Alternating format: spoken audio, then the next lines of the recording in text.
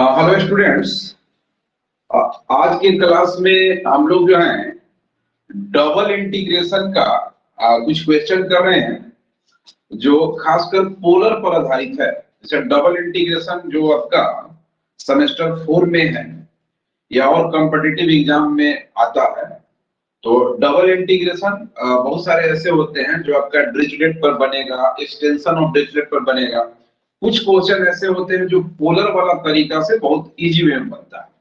Polar वाला तरीका के लिए आपको ये जानना होगा कि कर्व एक्चुअली क्या है, सर्किल बन रहा है, एलिप्स बन रहा है, ये आपको जानकारी होना चाहिए। तो बेसिक जानकारी होना चाहिए आपको सर्किल वगैरह के बारे में जो कोऑर्डिनेट सब में होता है। तो आइए क्वेश्चन हम लोग देखते हैं। एक क्वेश्चन हम लोग ले रहे हैं डबल ट्रिपल इंटीग्रेशन का। एक क्वेश्चन यहाँ पर लिया जा रहा है, evaluate double integration x square into y square dx dy। ठीक है। और ये जो रीजन है यहाँ पर लिखा गया है ओवर d इक्वल टू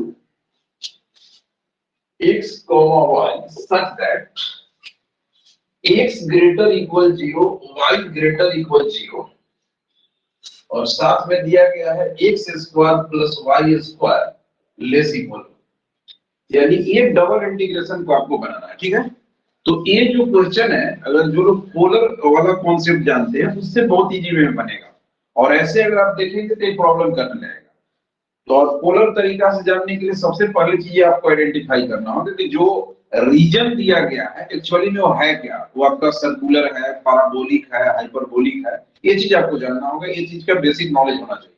तो देखिए ये रीजन जो आपको दिया गया है ये सर्किल का इक्वेशन है और वो भी लेस इक्वल है। इसका मतलब सर्किल का इनर पोर्शन के बारे में बात कर रहा है। ठीक है। और ये भी कुछ ना कुछ मीनिंग बता रहा है आपको। ये क्या बता रहा है, x भी पॉजिटिव y भी पॉजिटिव।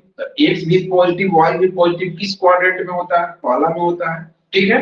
तो देखिए इसका हम लोग सॉल्यूशन करेंगे इस प्रकार से। सबसे पहला काम हम लोग इसमें यहां से शुरू करेंगे, यानी रीजन को लेकर। यहां लिखा जा सकता है गिवन रीजन, आपको दिया गया रीजन है x square plus y square less equal. ये आपका सर्किल है और लेस इक्वल होने की वजह से इनर पोर्शन के बारे में बात कर रहे हैं। मतलब गिवन रीजन एक इसको बोला जा सकता है, गिवन रीजन जो है इतना इजे इंटरनल सर्कल। ठीक है ना। इंटरनल सर्किल के विषय में बात करें तो सर्किल का इनर पोर्शन, ठीक है ना, वो का सरकमफ्रेंस का। तो इस साथ ही साथ गिवन रीजन इतना ही इंटरनल सर्किल विथ सेंटर, जिसका सेंटर जो है आपका 0 0 हो जाएगा एंड रेडियस जो है इसका कितना होगा, a1 हो जाएगा। ठीक है। तो इसको हम लोग थोड़ा सा ड्रॉ करके दिखा देते हैं। ये कितना हो जाएगा, यही आपका इकाई रेडियस का सर्किल है। ठीक है। और ये आपका सेंटर हुआ और सर्किल का इनर सेक्शन, आपको कौन सा एरिया निकालना है, सर्किल का इनर पोर्शन का एरिया निकालना है। और आपको ध्यान रहे कि सर्किल का इनर पोर्शन में तो इस साथ पूरा आ जाएगा होल सर्किल, लेकिन इस पर्टिकुलर सवाल में पूरे सर्किल का बात नहीं कर रहा है। देखिए इसमें एक और रीजन लगा दिया है, यहाँ पे दिया गया है कि जो भी आप एरिया निकालिएगा ये फर्स्ट क्वाड्रेंट में निकालिएगा। x greater equal 0, y greater equal 0, मतलब x भी पॉजिटिव y भी पॉजिटिव, तो सिर्फ फर्स्ट वाला एरिया। और ये जो भी कंडीशन रहता है ये सारा चीज आपको बता देता है कि कहां से कहां तक एरिया आपको चाहिए। तो देखिए इसमें पोलर में अगर हम लोग चलेंगे तो यहाँ थीटा का वैल्यू 0 डिग्री होगा और यहाँ थीटा का वैल्यू 90 डिग्री होगा। मतलब आपको थीटा वाला फंक्शन को इंटीग्रेट करना होगा 0 से लेकर 90 तक। ठीक है। अब हम लोग ऐसा करते हैं कि सर्किल का पोलर फॉर्म हम लोग लिखना चाहेंगे। तो यहाँ देखिए लिख रहे हैं, लेकिन हम लोग ये कर लेते हैं, let polar equation of circle. Circle का पोलर इक्वेशन क्या होता है जी, ये हो जाएगा आपका x इक्वल टू, यहां से मैं चलता हूं, x equal to r cos theta, y equal to r sin theta. और जब भी इस प्रकार का क्वेश्चन आप कर रहे हैं आपको जैकोबियन के विषय में पता होना चाहिए। जैकोबियन क्या करता है, आपको एक वेरिएबल को दूसरे वेरिएबल में कन्वर्ट करने में हेल्प करता है। इसको अगर आप जैकोबियन से चलिएगा तो क्या हो जाएगा, ये सब बताया गया है जैकोबियन वाला चैप्टर में। dx dy का वैल्यू जो होता है ये होता है r dr d थीटा। ये आप जैकोबियन वाला चैप्टर को देख लीजिएगा, उसमें सारा चीज बताया गया है। यानी जैसे ही हम लोग पोलर में जाना चाहेंगे, मतलब x के जगह r cos थीटा, y के जगह r sin थीटा लिखेंगे, ठीक है, तो उस कंडीशन में dx dy का जो वैल्यू होगा वो r dr d थीटा हो जाएगा, ठीक है। अच्छा, साथ ही साथ रेडियस कहां से कहां वेरी करेगा, थीटा कहां से कहां करेगा, तो थीटा 0 से लेकर 90 वेरी करेगा। क्यों? क्योंकि आपको बोला गया है कि जो भी आप एरिया निकालिएगा सिर्फ फर्स्ट क्वाड्रेंट में निकालिएगा, तो 0 से 90 तक हो जाएगा।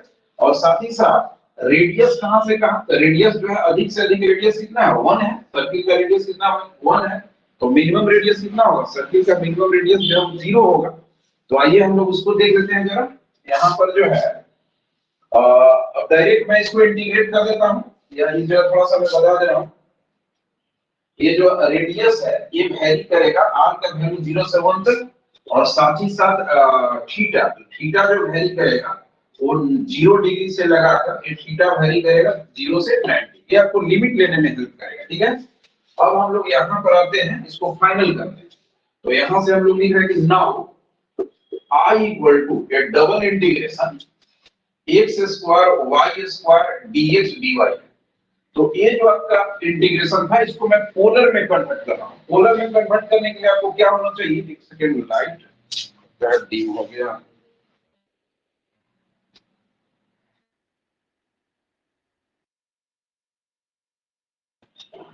देखिए पोलर में करने के लिए आपको क्या करना होगा, मैं के जगह हो जाएगा r square cos square theta, y पे जगह हो जाएगा आपका r square sin square theta, और साथ ही साथ dx dy की जगह हो जाता r dr d थीटा। अब इसको आप लिमिट भी दे सकते हैं, r का वैल्यू 0 से लेकर 1 तक, थीटा का वैल्यू 0 से लेकर पाई बाय 2 तक। और इसको आप क्लियर करेंगे तो ये डबल इंटीग्रेशन 0 से 1, 0 से लेकर पाई बाय 2, ये हो जाएगा r टू द पावर 5, और ये हो गया cos square theta into sin square theta, और ये आपका हो जाएगा dr d थीटा। यहां तक आप पहुंच गए, बहुत इजी है। अब डबल इंटीग्रेशन में आप पढ़े हैं कि अगर अंदर का दो फंक्शन प्रोडक्ट में आ जाए, मतलब r का फंक्शन अलग हो जाए और थीटा का फंक्शन अलग हो जाए, तो आप प्रोडक्ट में भी यूज कर सकते हैं। मतलब हम लोग इसको ये कर सकते हैं, 0 से लेकर 1 r स्क्वायर को आप sorry r to the power 5, r to the 5 को अलग इंटीग्रेट कर दीजिए, और 0 से लेकर पाई बाय 2, ये आपका हो गया cos square theta into sin square theta, और ये हो गया d थीटा। दोनों को आप अलग अलग इंटीग्रेट कीजिए। इसको आप कीजिएगा तो 1/6 देगा, क्योंकि आप लोग बहुत आसानी से जान रहे हैं। और एक मैंने बहुत ही बेहतरीन फार्मूला आपको बताया है, खासकर साइन और कॉस वाला टर्म में, कि दो फंक्शन अगर अंदर में रहेगा या अकेले ही रहेगा, बशर्ते कि लिमिट 0 से पाई बाय 2 हो, उसी कंडीशन के बारे में मैं बात कर रहा हूं।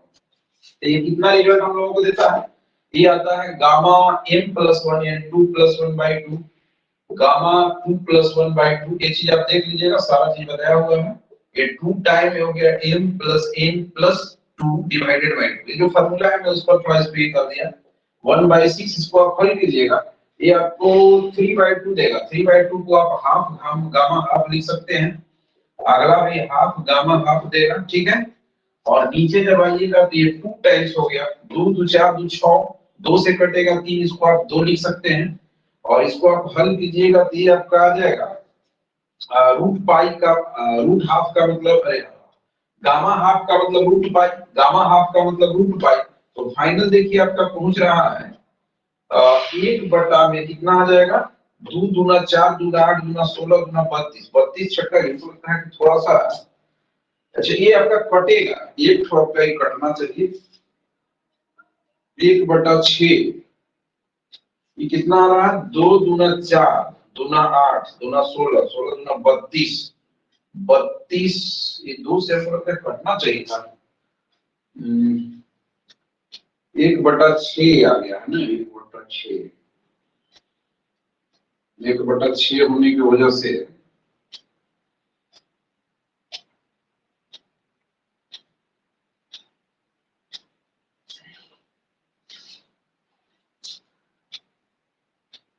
ये तो नीचे आ जाएगा। कितना कितना रहा, 2 दूना 4, अच्छा हो गया ठीक है। 2 दूना 4 दूना 8 दूना 16, 16 छक 96, गलती हो रहा था कैलकुलेशन में। और रूट पाई और रूट पाई हो गया, पाई आंसर आपका हो जाएगा पाई बटा 96, ये आपका आंसर होगा। ठीक है, थोड़ा सा कैलकुलेशन आपको देखना था, वहां पर हो जाएगा गामा हाफ का वैल्यू रूट पाई होगा, गामा हाफ का वैल्यू रूट पाई होगा, ठीक है। और ये सारा चीज देखिए, इन दोनों नीचे आएगा, तो 2 दूना 4 दूना 8 दूना 16, 16 छक्का 96 हो जाएगा। और गामा हाफ का वैल्यू रूट पाई होगा, गामा हाफ का वैल्यू रूट पाई होगा। रूट पाई और रूट पाई का गुना कीजिएगा तो कितना होता है, पाई हो जाएगा। इसे गामा हाफ का जो वैल्यू होता है ये आपका रूट पाई होता है। ठीक है, तो ये आपका फाइनल आंसर हुआ इस क्वेश्चन का। ठीक है, इसके बाद कुछ क्वेश्चन हम लोग देखेंगे नेक्स्ट वीडियो में, यहीं पर हम लोग